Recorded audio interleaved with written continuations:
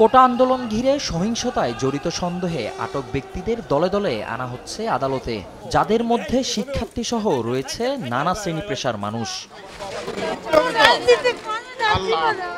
আটক বাবাকে এভাবে জড়িয়ে ধরে কাঁদছে মেয়ে ইলমা।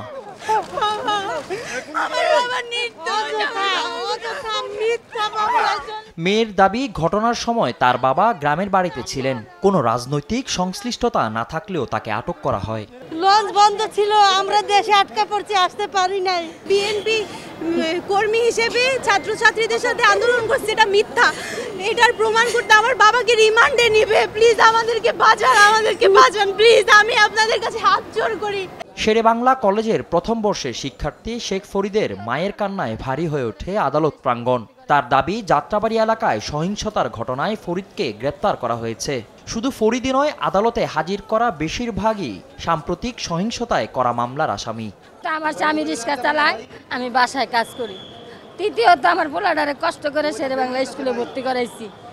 এখন কইছি বাবা একাতে তো চলে না, তুই একটু কর্ম কর। কুরিয়ান সার্ভিসে অফিস তো বন্ধ দেয় না। এখন স্যার ফোন দিছিল, ফোন দিতে বলছে যে তোমরা অফিস করো আর না করো, ফিঙ্গার তো দিয়ে যাইতে হবে। আর হচ্ছে যেটুকু কাজ আছে কাজগুলো তো সম্পূর্ণ করে যেতে হবে। তো ওই দিনও ভাইয়া অফিসের উদ্দেশ্যে রওনা হয়েছে।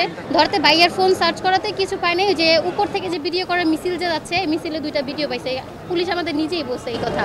তো ওইটার উপর ভিত্তি করে ভাইয়াকে ওইখানে রেখে দিছে। শেখ ফরিদ, তার বাবা রিক্সা চালক। আমি তার কাছ থেকে কোনো টাকা পয়সাও নেই মানবিক গুণ বিবেচনা করে এই শেখ একজন ছাত্রের জন্য আমি। তবে পাবলিক প্রসিকিউটর আব্দুল্লাহ আবুর দাবি, যাদের গ্রেপ্তার করা হয়েছে তাদের বিরুদ্ধে সুনির্দিষ্ট অভিযোগ আছে। কারণ এখানে যাদের গ্রেপ্তার করছে তাদের তথ্যপত্রের মাধ্যমে, কারণ মামলাগুলো তদন্তাধীন আছে, তদন্ত চলছে, তাদের তথ্যপত্রের মাধ্যমে এবং ভিডিও ফুটেজের মাধ্যমে এবং এর খোঁজ খবর নিয়েই কিন্তু সম্পৃক্ততা পেয়েছে বলেই তাদেরকে গ্রেপ্তার করছে। নিরপরাধ কাউকে আটক করা হলে আইনি প্রক্রিয়ায় জামিনে বের হয়ে আসবেন বলেও জানান তিনি। ফজলে আদিত্য, দেশ টিভি, ঢাকা।